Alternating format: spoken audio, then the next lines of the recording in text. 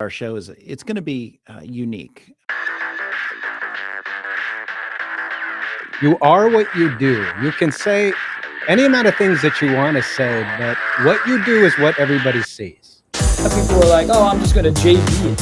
Like, it's just JV it. Like, what the hell is that mean? I cannot tell you how excited I am to hang out with you guys today, so thank you so much. Well, then that end buyer could come back and say, well, I didn't fully understand that it was subject to. That's not a thing. Like, the SEC has thought of all of these things. They've been here since 1932. And you can do what you want with your property. Buyers have time, they have negotiating power, they have options. Oh my gosh, I am blown away by your inexperience, and they've been in business 20 years. And that includes things other people put on your property, right? It's your property to be okay. Suddenly, cousin Jimmy's in a lawsuit. A novation is replacing one contract or one obligation with another. Out with the old, in with the new. Yes.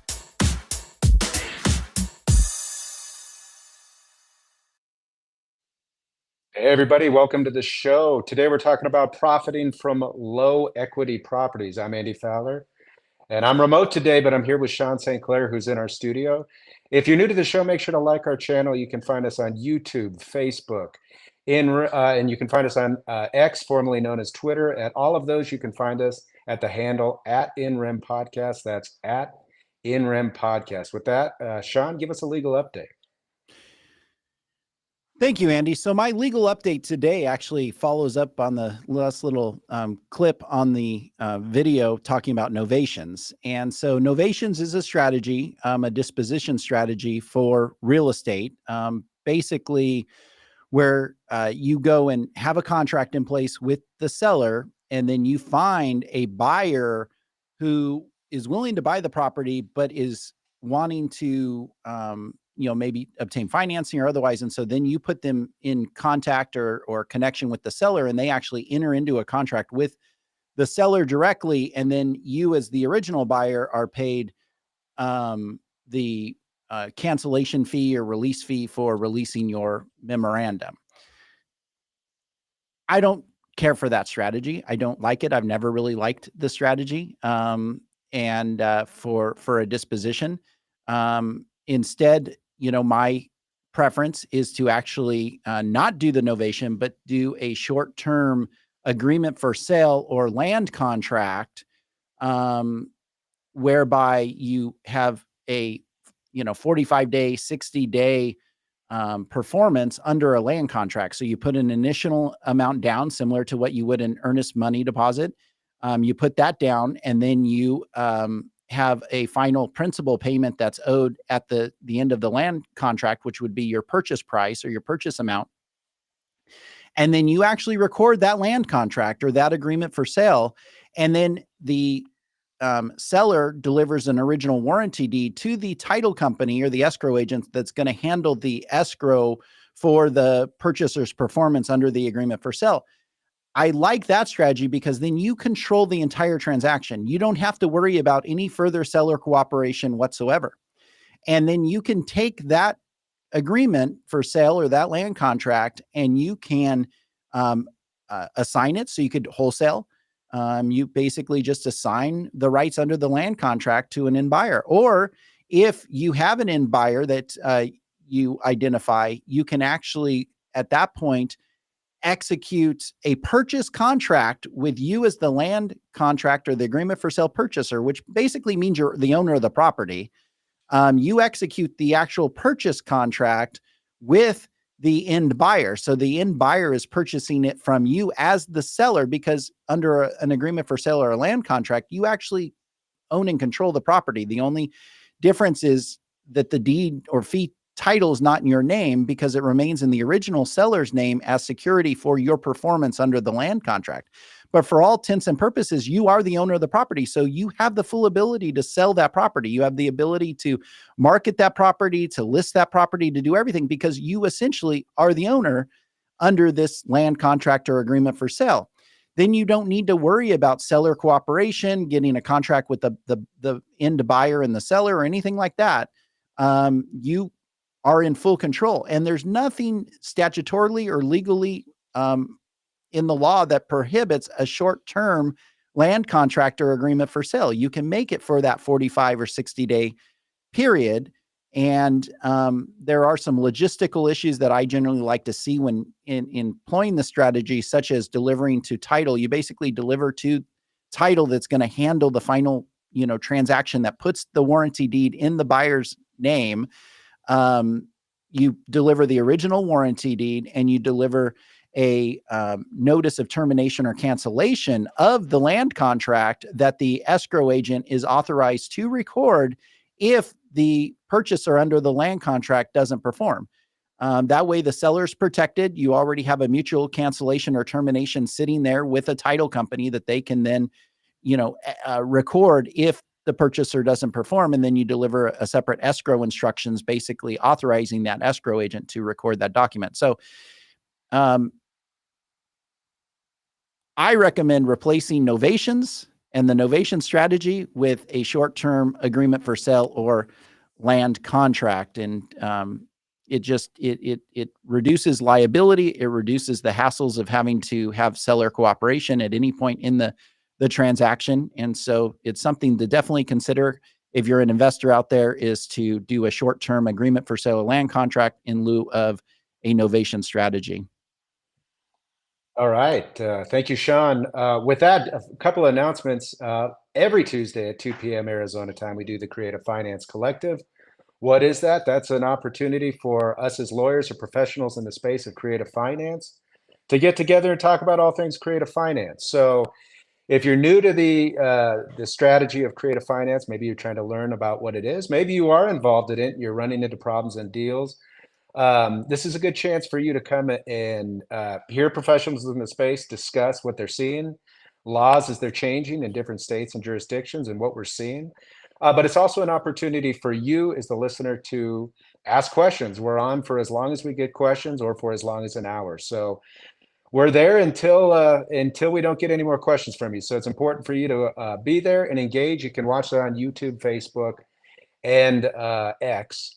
So make sure to join us, ask those questions, 2 p.m. Arizona time today, every Tuesday.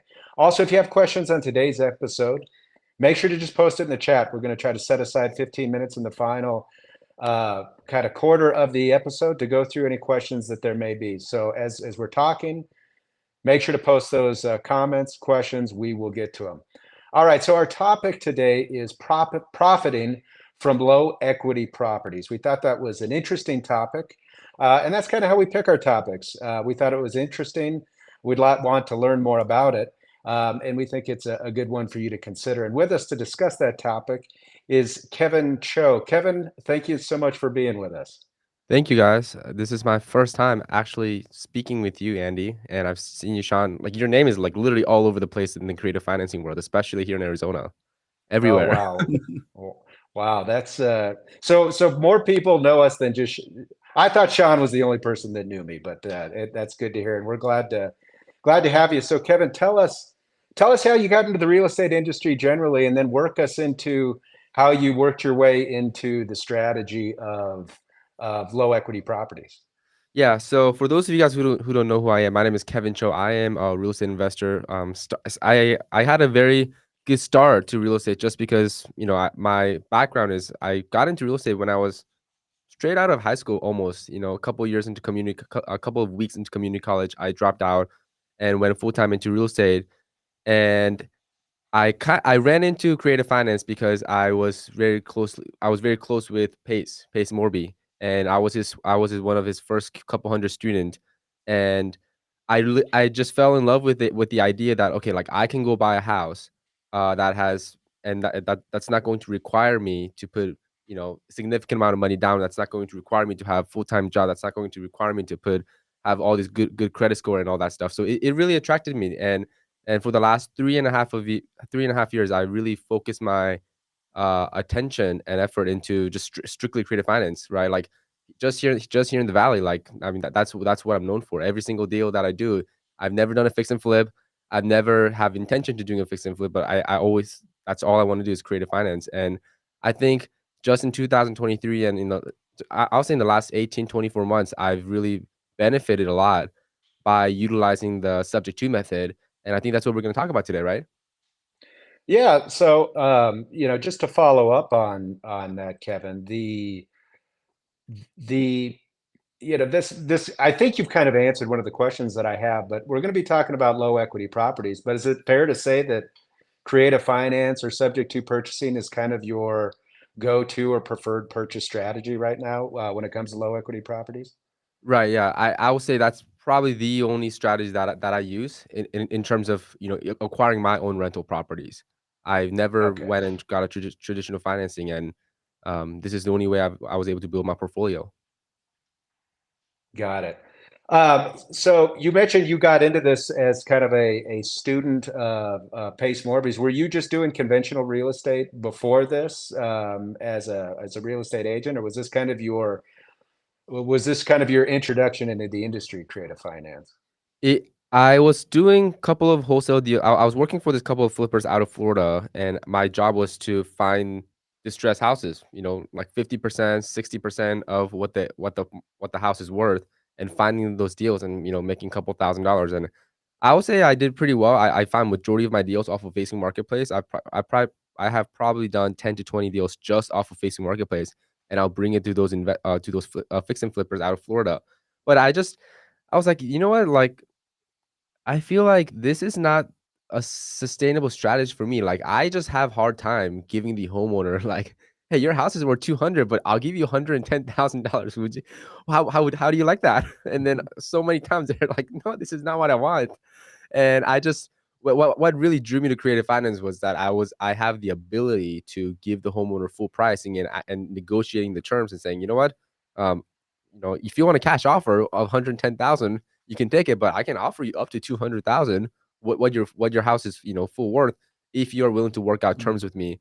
And that really what attracted me. And I completely, once I figured it out, I said, you know what, I'm not giving homeowner $110,000 offers anymore. I'm just gonna go and see how many full price offers I can give to these homeowners. And ever since then, I would really say my business took off, because my confidence, and going into these phone calls, and to these seller appointments, I knew that I had a solution to provide other than just one option of cash offers. So Kevin, now walk us through how you kind of worked your way into the niche that we're going to talk about today of low equity properties. And correct me if I'm wrong too. I'm kind of assuming that's a niche. It sounds like a niche kind of area of the real estate industry to focus on there. But what kind of drove you and led you to that niche?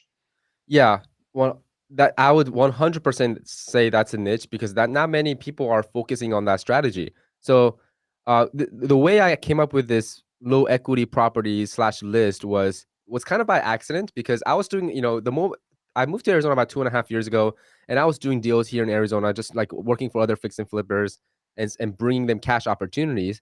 And I come across this girl, her name's Diana Hernandez, and she goes, "Hey, Kevin, I have this homeowner in Yuma, Arizona, and this homeowner just bought the house, and I offered her like $170,000 for the house, but that's the cash offer that I gave to her, because we want to go in and wholesale it for $10,000 to $15,000 to a fix and flipper.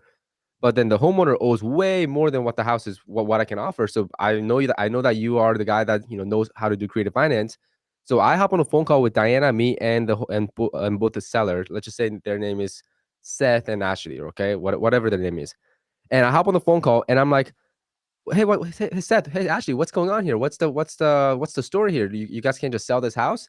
And she says, "Well, I can't sell this house because I just bought this house on a VA loan 3 months ago, and I basically owe what the house is, worth. And I cannot. It's not that I don't want to take cash offer. It's just that I just can't afford to spend 40, 50, $60,000 just to sell this house. I bought this house with zero money down, I'm on a fixed income because I work in the military, and it was and Ashley, her name, Ashley was a full-time mom, so she didn't have income. So for them, as they were separating, they needed to sell the house, but they just couldn't sell the house. So what I presented to them was like, "Hey, looks like you have a 3.75% interest rate on this house. What do you care to make any money on this house? Like, you put zero money down and you moved in right away. You have no skin in the game." And she says, "You know what? Honestly, I'd be happy if I just walked away from the house. Don't have to worry about the mortgage payments. I don't want to rent out the house. I don't want to do that. I want to be a full-time mom." And Seth goes, "I'm getting promoted in the military." So So they just didn't want anything to do with the house. But as an investor, I couldn't do anything with it because the homeowner owes way too much. So I said, how about this?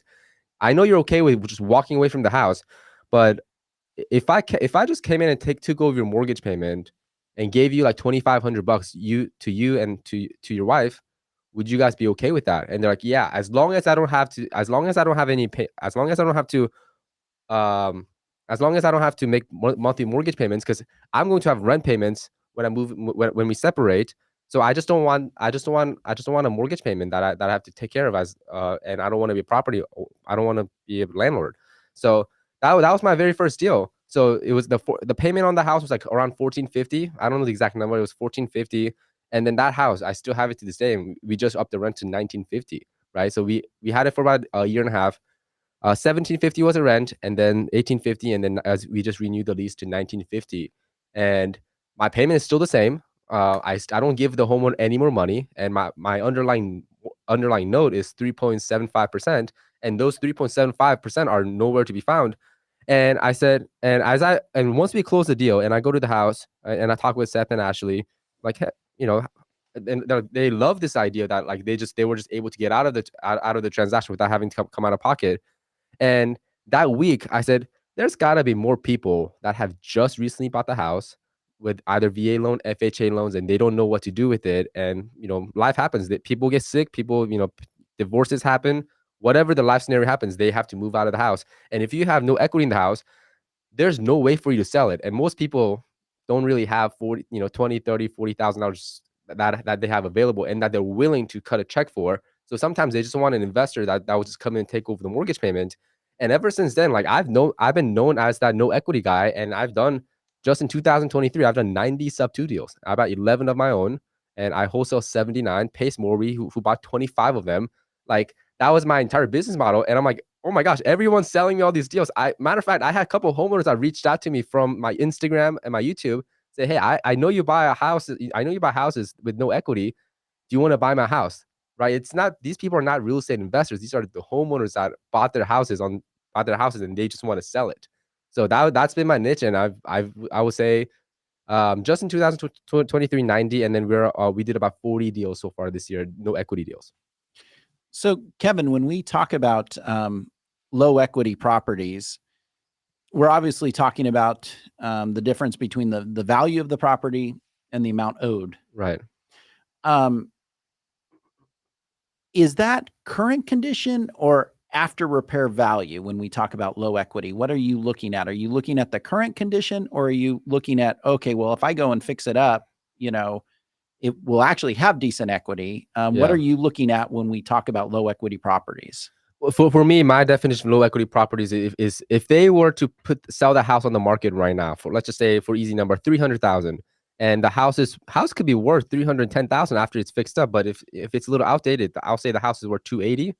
So if they're in a position to sell it, let's just say sell it for 300 and they owe 280, that's almost a break even if they lose a little bit of money. For me, that's low equity. So I don't really look at it from what's the ARV, what's the house worth, how much work does it put in. It's, if you were to put this house up on the market and the offer that you got, and the offer that you got minus the commissions, repairs, and the note, if you're walking away from less than $10,000, like that's for me, I'll consider that a low equity.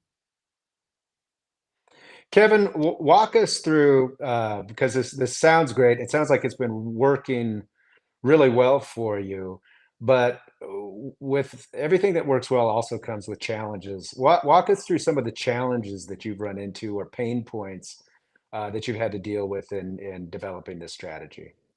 One of the recent challenges, and this is something that I just went through as of last week, is when you're buying houses with no equity, you're almost paying 90 to 95% of the ARV, right?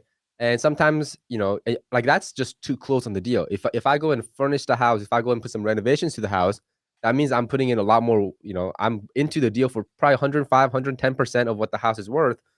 And that just restricts you on your ability to sell the house, right? So for me, my main exit strategy was midterm rental. So we work with a lot of insurance clients. So we buy the house, low interest rate, but then we're underwater for most of the deals. So if the house doesn't perform as we anticipate, we have hard time exiting on these deals, meaning we can't sell the house, meaning I'm become the homeowner that has no equity. So I have a house on 2938 East Blue Ridge out in Gilbert. We bought that house during winter and we had it on Airbnb. It was performing really, really well. We rented it out for like $6,000 a month for the January, February, March, and April. And slow season comes and it's just sitting vacant. I'm paying like $3,500. So my partner was like, "Hey, we should seriously consider selling this house because this house is not really performing as it used to. If it will pick back up in August and September, but we have summer months and it's 117 degrees. Nobody wants to come to Arizona." So my partner and I were thinking of selling it, but I said, you know what? Like we don't have any room to sell this. That's that. And so for me, that's probably the biggest challenge that I come into, that I run across, and as of recently.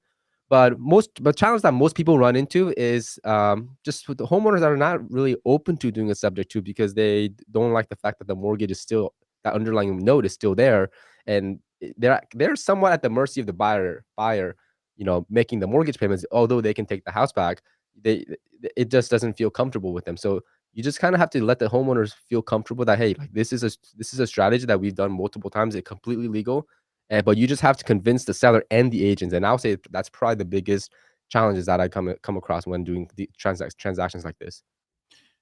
So it sounds like your exit strategies are somewhat limited on these low equity deals.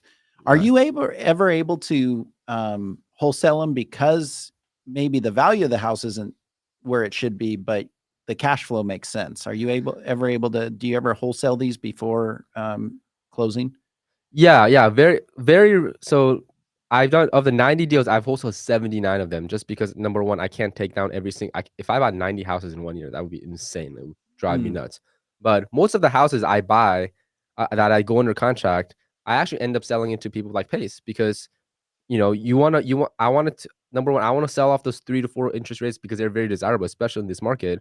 And Pace has no intention of selling any houses in the near future. So even if you're underwater and you have a fixed mortgage and you know that the rent will go up, as long as it's consistently at the bare minimum breaking even, that house will eventually grow in value, and you'll get some tax benefits, and it's just cool. Like you get to build your portfolio that way. So the exit is limited. The buyers have to the buyers have to know that, if I buy this subto deal, although it's got 2%, 3%, 4%, I cannot plan to exit on this in the next 3 to 5 years.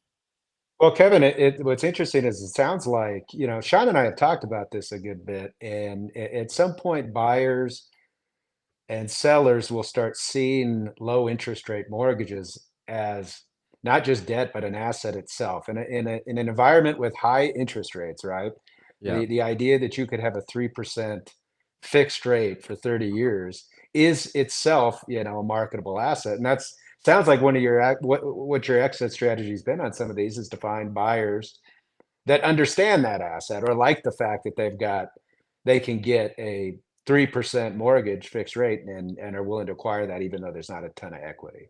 Yeah, and every single, I don't go on seller appointments as much as I used to, but as when I go on seller appointments, sometimes the homeowners ask me, hey, like, why do you want to buy this house? Like, this house is worth 350,000. You're gonna pay 360,000 out the door, and I said, well, you gotta understand. And I said, Mr. Seller, Mrs. Homeowner, the value of the house, the value of this deal is not in the house itself. It's in the loan that you have. You have a 3.75% interest rate. That I want to keep that for the rest of the loan. If I were to go get a traditional financing at 6.9%, my payment will be $800-900 more than what it would be. So like I was able to benefit by doing taking over mortgage payments because I bought my personal my primary residence, and I have a 3.25% on it, and it's a $600,000 house. Came with all a fully furnished Airbnbs, and and her name's Eva, and I have a really good relationship with her. She follows me on Instagram. She watches my YouTube channel, and she goes, like, I want to do what you're doing, and I kind of regret selling my house to you because I had a 3.25, and now it's yours. And I said, well, Eva, I'll go find you something else. But like the asset itself is interest rate, and now more and more homeowners are picking up on that and say, you know what, like I have a 2.8%. Like I went to sell appointment in Vegas 2 months ago, and he goes, I have a 2.8%. And the offer that I have is I have another investor offering me $15,000. Like, can you beat it? And I'm like, well, you got to understand, I'm paying way more than full price. And he comes back and says, well, I have a 2.8%. I'm like, oh gosh, these homeowners are picking up on these. Yeah. Well, and that's one of the things that I've said, and I know it probably drives investors like you crazy. I'm like, I've been asked, what's the biggest mistake that sellers make in subject to transactions? And my answer is not asking enough. Yeah. Because they don't recognize that the, interest rate has that value to it. You mentioned some tax benefits for low equity properties. Right. Talk to us a little bit about what, tax advantages there are out there for, buying these properties that, are low equity. Right. So I don't know too much about taxes, personally, but as I wholesale more of these subto deals to people like Pace, I'll often run across deals that are like, if I were to buy this house, I would lose like $100 to $200 a month on cash flow. And I ask him, because I spend good enough time with him just traveling, hey, why do you buy these houses? Because like you're spending money to lose money at the end of the day. But he goes, well, Kevin, you got to look at in the next 3 to 5, 10 years. The amount of money that I'll be able to save on taxes just by buying this $600,000 asset, and I'll do an accelerated depreciation, it will allow me to wipe out all the income that I make from my wholesale business, my fix and flip business, and title companies, VA companies. So he may be losing $100 to $200 a month, but if he's saving $40,000, $50,000, $60,000 by taking the tax advantage of owning real estate, like he's actually effectively cash flowing a couple of $1,000s just by the tax savings. So it really opened up my eyes. I am taking advantage of the tax depreciation as of last year, because I bought 11 houses last year, and cumulatively, like, was it like it wasn't 8, it was like somewhere like 2.5 to $3 million in real estate. And I'm able to take that and use depreciation to wipe out my income, because I did 79 wholesale deals, and that was a significant amount of income for me. That was the most money I ever made in 2023, just by wholesaling these deals. So I wholesale these deals, I buy some of them, and the depreciation from the rentals actually wipe out my wholesale active income. And that was like a good combination. Right. And so you still own the asset, and, you can benefit from the appreciation at some point, Right. Presumably, and any, cash flow that you're able to reap. But you're basically, in a lot of ways, chasing the depreciation in the short term. Right. You're trying to get that, tax benefit to wipe out, like you said, the income you're making in other ventures. Right. And it's interesting because I've never been in this position. I'm 23. I never really made this much money other than in 2023. I was able to take good amount of income, and my CPA, Adam, he goes, you probably, like, if you take depreciation on only like half of your asset, like I think you will be able to, like, you'll be able to very closely not pay any in taxes. And that was really eye-opening for me, because if I didn't hold any real estate, then I would have paid significant chunk in taxes. Kevin, given that none of this sounds conventional at all, I'm guessing you're not finding these deals on the MLS or in the conventional places. What are you doing to track down these deals or find these deals? No, I find probably 80% of my properties that I wholesale was from the MLS, right? Okay. So I want to break this down, because when Seth and Ashley, when I look up their house on PropStream is a software that I use to find like literally all the information about the house. Like, I can look up your house, Sean. I can look up your house, Andy, and I can find literally every information, whether you bought it cash, who owns it, what's the interest rate you on it. It's kind of scary how much information that it's out there. When I look up their house, I saw that, like, my house before I bought it on Cherokee Street, I bought it for around 600. I bought it for around 590,000. You can look it up on Zillow, and the homeowner owes like $574,000. Like, the mortgage balance on any house in America is a public record. So if I saw that, Sean, let's just say you were selling a house for 300, I could pull up the address and see if I see that you have a house for 270,000, you have a house that has note of 270,000, and you're trying to sell for 290, 300. Like I know that's a no equity deal, and I always just compare, right? What's the MLS amount and what's the loan balance? And as long as they're within less than 10%, like I'll consider that no equity, and I just kind of that's what I go after is all the houses that are on the market. And I just called the listing agent and say, hey, looks like your homeowner just bought the house. Are you guys looking for? And I would kind of throw them an offer that's below what their what their loan amount is, and they almost always say, well, the homeowner can't take that because they owe more than what your offering is. And then that's when I go and pitch the subject to, saying, hey, I'll pay your full commission. I'll give the homeowner a little bit of money. Can I just take over the mortgage payment? And that's just met my entire strategy for the last 18 months. And was pretty good. I had pretty good success with it. So when you're going to pay the agent's commission, do you out of pocket pay that, or do you have like a lender or somebody that you utilize for the financing on that? Yeah. So when I bought my house, I paid my agent about $15,000. I paid the listing agent. Her name's Linda. I paid her $15,000. I gave the homeowner $15,000. So all in, I was into the door like $31,000 plus closing costs. And on my deal, I brought my own money because it was my primary. So I'll bring my own deal. But then some of the other rentals that I have a house on Polk Street, right by the Sky Harbor Airport. The homeowner wanted 10,000, and the agent wanted 5,000. And then I'm like, this is a rental. I don't mind if it's over leveraged because it was duplex. So I brought in a lender for 25,000, and so that I brought in a private money lender, was a close friend of mine, in second lien position to cover the down payment to the seller and the agent commission and a little bit of money for furnishing. So like sometimes I'll use my own money, but sometimes I use like a second party financing. So step one's finding them, and you like to use the MLS. Jumping off of that, you like to for properties that have been sitting on the MLS for some time, or are you just looking, hey, this meets my criteria. Doesn't matter if it's been day one, I'm going to call these folks. Yeah, I don't discriminate whether it's been on the market for 365 days or it's the first hour of the listing. I have I have a good system set up where every single time a house goes up on the market here in Maricopa County, I immediately have my acquisition manager look up the house on PropStream and say how much is left on the note, and he does a calculation. The MLS amount 300. If they owe 270, okay, he's like this qualified for low equity, and we just send them like a letter of intent saying, hey, you know what, we plan on, we give you the homeowner $5,000, we pay your full commission and take over the mortgage payment.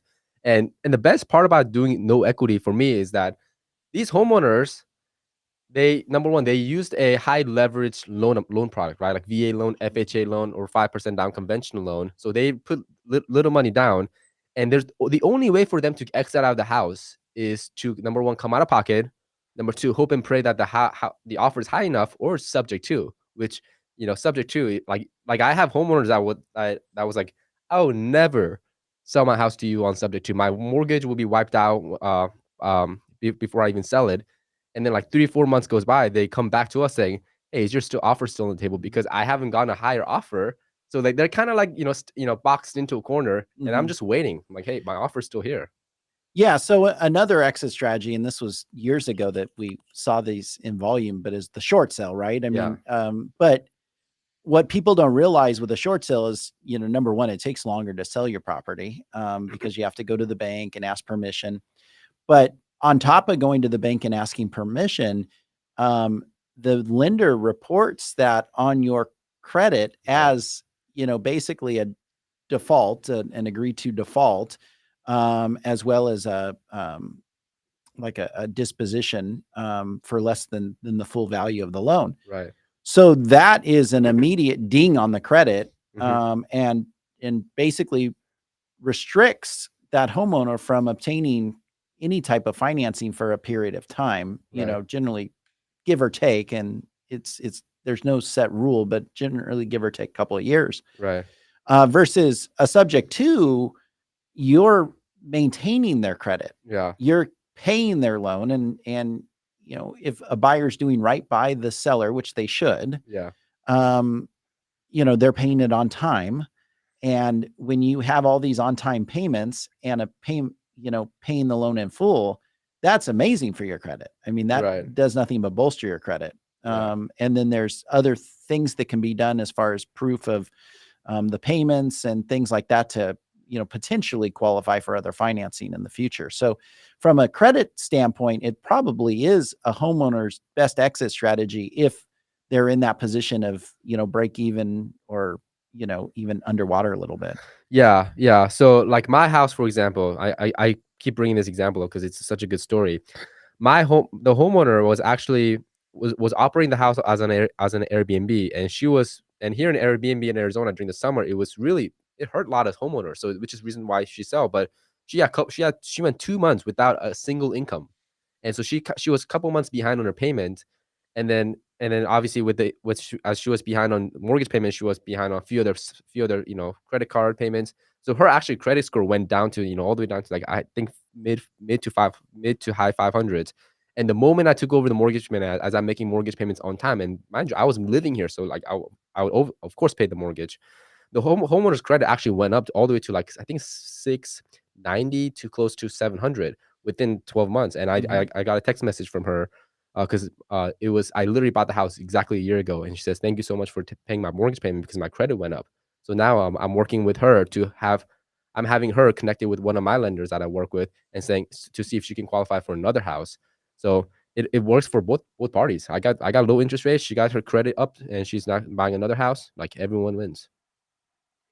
Kevin, in this market when you're focusing on low equity and your preferred method is creative finance, is third-party financing in your mind ever work? Do you ever utilize it, or are you ever utilizing it right now, or is this just, hey, these numbers only work when from a creative finance perspective? You mean third party as like a bank? A bank or even a, Or hard money or something like that. Um, you, so the moment, so in order, what allowed me to scale my portfolio was being able to leverage other people's money. Mm. But obviously the caveat to that is you have payments that you have to make to these people, right? So like for me, my house, I use my own money, but all the rentals that I have, I leverage. I take over the first lien position, the bank note, and then I'll bring in this, third, like my uncle to help me out with the down payment, whatever. But now you have two different payments, and can you afford to have those two different payments? Or can you not, right? So if like on my house, when I use my own money, like I don't technically have payments I have to make on my own on my own money. It's my own money. But if I use my uncle's money, I have to make the seller note and then my uncle's payment. And if that house is not going to cash flow, then I probably wouldn't do that. Right. So it's like you just don't want to over leverage yourself because at the same time, you know that you're going into this deal that you can't sell the house for the next 3 to 5 years. But if you can't even cash flow in the house, like what good is the deal? Right. Right. So I'll just be cautious of utilizing like a third party financing. So talk to us. We've been talking about some of the challenges that you face in trying to get in these, and challenge number one's finding them. Sounds like you got a pretty good method at doing that. Boy, technology helps out a ton. Two, it's convincing them why creative finance is worth their time. Once you overcome all of those, in your estimation, what do you kind of perceive as the biggest advantages to focusing on low equity properties?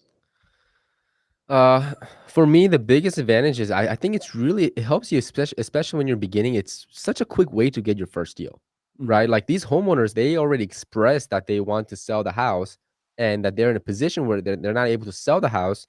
So as long as you have the right follow-up system in place and you just follow up with them respectfully and you know what you're doing with the house, whether you wholesale the deal or you keep the house, like there's the advantages like the homeowners really you're the only option for these homeowners most of the time. They don't have any other options that they're exploring. And even if they're exploring other options, that's not really going to pencil out. Like you look at all these billboards like cash offers for your house, like they're not going to do subject to. They're going to give you 70% of what the house is worth, if that, and the homeowner owes way too much. So like right off the bat, there's very little competition. So I think that's the biggest advantage. And although it is getting harder, although there's a lot more people doing the subject to no equity list. I remember vividly when I was doing the no equity list, I had pulled 53 houses in Phoenix that had no equity, and when I went through it just once, I got 3 deals. Mm. It was like, oh my gosh, like this is like a fish in a barrel. One shot, one kill kind of thing. Like, and then I go to the second time, I get another 4 deals.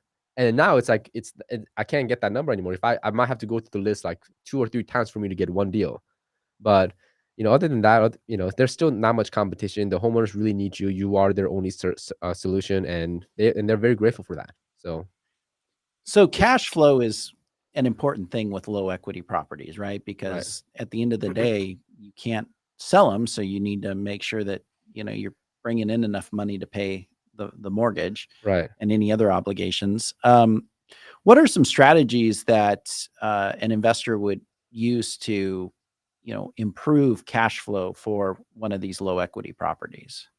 Yes, one of the best ways, in my opinion, to increase the cash flow and make your deal more juicier is number one, you can't rely on long-term rental like the whole time, right? Like long-term rental is like the lowest you can get out of any rental possibilities. It's the most commonly used rental strategy. But for me, if you look at my portfolio, I have about 25 doors here in Phoenix. Some of duplexes, triplexes, quadplexes, a lot of single family houses. Like I don't have a lot of long-term rentals. I have mainly midterm rentals, meaning it's a combination. It's a hybrid of like short-term. It's in between of short-term and long-term. So like my rentals are usually 2 to 3 months at a time, and we have a lot of we have full-time VAs on staff that make connections with these insurance companies and say, hey, we have a fully furnished house, 3-bedroom, 2-bath in Scottsdale on Hayden and McDowell, and this house we'll rent it to you for $4,500, right? So we are able to get increased cash flow. So like my house, also great example. I moved out of my house. I live in an apartment now, but last year, October, I moved out of my house because I had a construction company that wanted to rent my 4-bedroom, 2-bath house for $27,000 for 60 days. 27,000 for 60 days, and my long-term rental would have been 2,600. So I have a full-time partner. Her job is she has a team that runs the VA, and their entire job is to connect with the insurance clients. And we like every single house we rent it for usually the double what the cash flow is. So even if I get a no equity deal that's at 4.55% and my payment is 2,700, my rental is 2,300, I can turn around and charge $4,500 and still make really good cash flow. Yeah. So correct me if I'm wrong. So when you're referring to insurance, basically, let's say, and the reason why insurance works is because they need to place their insureds somewhere in the case of a catastrophe or hazard that occurs to their residence that's insured by the insurance company, right? So, hypothetically, there's a huge flood in a property. Insurance claim is placed. The property's not habitable until it's remediated. Right. So, and it could take 60 to 90 days to fully remediate a, significantly damaged home. Well, the insurance company under their policy has to relocate. Right. And so to find a decent hotel anywhere, which even then a homeowner is generally not wanting a hotel, right? Yeah. But to find a decent hotel, depending on the time of the year here in town, you're talking $200-300 a night. Yeah. Or they can find a unit like yours that would offer 2 or 3 months at $4,500. Is that kind of why you're reaching out to these insurance companies and what the thoughts are behind that? Yes, 100%. Because most, like when a house floods, I'm using a house like flooding as an example, but there could be anything else. Like if you have a 3-bedroom, 2-bath house, I imagine 2 parents and 2 kids, like they don't want to stay at a hotel. And if they're spending $200 to $300 a night at a hotel, that's $9,000. So for an insurance company to place this family into a $9,000 hotel a month, but they pay half and put them in my $4,500 a month house that's fully furnished, it's really very nicely done in a great neighborhood. It's no brainer. Right. So, but for us, it's like, oh my gosh, I was going to rent this out for $2,700. I get $4,500. I'm happy. So on those properties though, when you lease, you don't really, and I could be wrong, but you don't fully appreciate though how long these people are going to need, the insureds are going to need to, homeowners are going to need to stay there because you don't fully know how long the work's going to take. Right. What's the vacancy, situation like? Is there like a month or 2 gap between being able to then place another family in the property, you know, is that a risk? Yeah, that is definitely a risk because obviously construction, you never know that, you never actually know the timeline of when things will be done. But our usual rental like leasing duration is 2 to 3 months. Sometimes they extend, but you know, we usually have a lease and then they have an option to extend every month to month going forward until the house is done. We During the summer right now, we are experiencing a lot more vacancy. To be totally transparent, we have way more vacancy than we ever had. So, but during the winter time, what we would do is if we have a tenant that's moving out on the 10th of the month, and we have a tenant that's moving in 2 weeks later on the 24th, the 2 week vacancy, we would usually fill them up with short term rentals.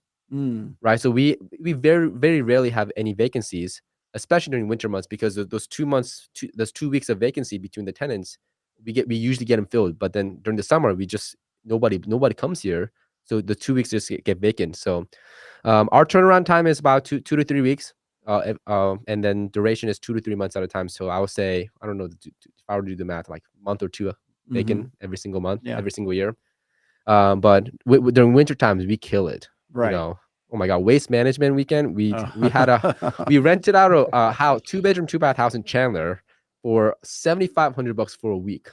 And I'm like, oh my God, this is insane. But summer is completely different story here in Phoenix.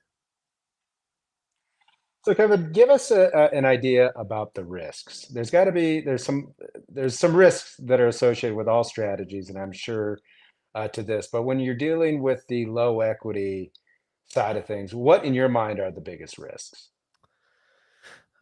For me, because I don't buy every single house that comes across my table, we wholesale a lot of things out. Like like I said, I wholesale 25 houses to Pace last year, and Pace does a great job of obviously making the payments and things like that. But once in a while, we would wholesale deals to buyers, and obviously we get proof of funds, we get everything. We want to make sure you're an experienced buyer before we even hand off the baton to someone else that we don't really have the control over. The biggest challenge is finding buyers and making sure those people are capable of making those payments, right? And obviously we don't, we thoroughly go through the background check and making sure that they have the capacity and the cash flow from their business to pay for it, because you don't solely want to rely on the cash flow from the rent from the tenants to pay, because what if the tenants don't pay, right? So I will say that's one of the challenges that we ran into, because when you do so many volume and you're doing at least 1 to 2 deals a week, that's a lot of risk that you're handing over to your buyers. And a couple of times in 2023, there was 2 times where we had to take the properties back from the buyers that we sold it to because they weren't capable of making the payments. So and obviously we worked it out with them. We didn't go through the foreclosure process. I said, hey, you know what? Like, I know you put $25,000 into this. Can I just get the house back? Let me just continue on with the mortgage payments, and your 25 grand, we'll work something out. So most of my buyers are very, amicable, and they're easy to work with. But once in a while, you will get homeowners, you will get buyers that's like, you know what, I put money into this. I'm just gonna write this out as long as possible, and I'm not gonna make the payments. And that very rarely happens. Like, I had that happen once, but other than that, like, I really don't see a lot of issues with this, other than the due on sale clause, which I haven't experienced yet. But it's like just buying another house, in my opinion. Yeah. So I one thing, and I'll offer, a strategy here to avoid that buyer situation. Yes. Where you can stay kind of in the middle of the Yeah. transaction. So there's 2 ways to kind of accomplish that. Obviously this is a high level type thing, and the details would have to be worked out, through documents and stuff, but there's 2 strategies you can employ to avoid that. So the first strategy is a land trust. Okay. I'm not a huge land trust person for certain types of transactions, but if you do want to stay in the middle of a transaction as, the original purchaser under a contract, and make sure that a buyer does right by the seller and performs, then you can close in a land trust and then assign the beneficial interest of the land trust to the buyer while retaining the ability to amend the land trust if the buyer doesn't perform. Oh, okay. You see what I'm Yeah, saying? Okay. yeah. So that keeps you in the middle, so that if the buyer doesn't perform, you just cut them out as beneficiary and take the property back over, keeping it in the land trust. Right. So that's one. And it also can work the same way with an LLC. So you close in the name of an LLC, single asset LLC, Okay. formed for solely the purpose of purchasing that property. And Okay. then you convey the membership interest in the LLC to the buyer and reserve for yourself basically a security or lien against the membership interest. So if the buyer doesn't perform, you can come in and take over that membership interest and kick the buyer out of the LLC and still, not unwind the original transaction, because the LLC would still be the buyer, and then you step back in as the owner of the LLC. How is a security? How is your security in the LLCs? How is that secured? Is it secured against the house? No, it's secured against the membership interest. Okay. And so a membership interest is considered personal property. And because it's personal property, you have the ability to basically put a UCC lien against it. Mm. And then you can basically put in there provisions that allow you to basically either sell the interest, which you would end up purchasing it yourself, Yeah. through a credit bid. And then you can go and the security agreement would give you a power of attorney to go and change the records with the state to reflect you as the proper owner because the buyer defaulted. Oh, wow. That is so interesting. I've Yeah. never heard anybody talk about this. So that's one way to avoid that scenario Right. where the buyer is, not going to live up to their obligations. Because a lot of people worry about that. And, there's attorneys, who are very well known in the creative finance space that won't, assist or get involved in a wholesale of a creative finance transaction. Yeah. For that very reason is, the seller knows the original buyer, but doesn't know the end buyer. And there's concern that end buyer doesn't perform. And then it just brings down the whole industry, Right. Right. So, that's the kind of the mechanism for you to stay involved and protect the seller. Yeah. I love So- that. I think we're going to have to start implementing that. Very rarely, like I said, very rarely does that actually happen. We Right. had it happen once, and then the other 2 times it was very, very friendly. Mhm. And, let's work it out. But yeah, because at the end of the day, you're the homeowner's like trusting you with their mortgage, and if they sell it to me, obviously the mortgage is always made on time, or Mhm. pays or whoever. But once in a while, like you just run across those one-offs, and it's like one deal can really destroy the creative financing industry. Right. Exactly. Yeah. Sean, I think we have one question from a listener. Mayu, if you would post that question for us. All right. Since Subject 2 is becoming more mainstream and there are a lot of investors pitching creative finance, how do you separate your offer over someone else? Personally, for me, I'm not a big fan of offering more money to bid over the deal. I'm always the guy that's like, you know what, I will always be the highest. I'll always be the best offer. So every single time. So I think that's the person that asked this question. Number one for me, it's I always do hard earnest money, no non-refundable, no inspection period, no appraisal contingency, like none of that. And I also put non-assignable clause in there if I know that this deal I'm going to be buying. So but also when you say mainstream, there's really like I still, as I'm so heavily involved in the creative financing space, very rarely do I actually run into that much competition. Right, the most competition I've ever ran into in one singular deal is like I had 3 other investors bidding over me, but very rarely I go into seller appointment. Like I went to seller appointment with a friend of mine, Glenn, and the homeowner's like, "Oh, are you Kevin Cho?" Like she recognized me from Pace's YouTube channel because she was doing the research, and there's very few people that's actually doing Subject 2, like Mhm. that say they're doing and they're actually doing it. And it's me, Pace, and probably like 10 other people that's actually like buying and actively doing business. So there's really not much competition personally, or at least that's what I see. Yeah. Very, very interesting. Well, Kevin, we appreciate all the information. Tell our listeners how they can connect with you. You mentioned you got a YouTube channel, but what's the best way to reach out to you, find out more, and send you deals? The best way to reach out to me is on Instagram. My Instagram is KevinCho12, so it's KevinChoe number 1 and number 2. That's my Instagram. I respond to my DMs every single day, and then and then I have a YouTube channel all dedicated to creative finance. I walk through houses that I own.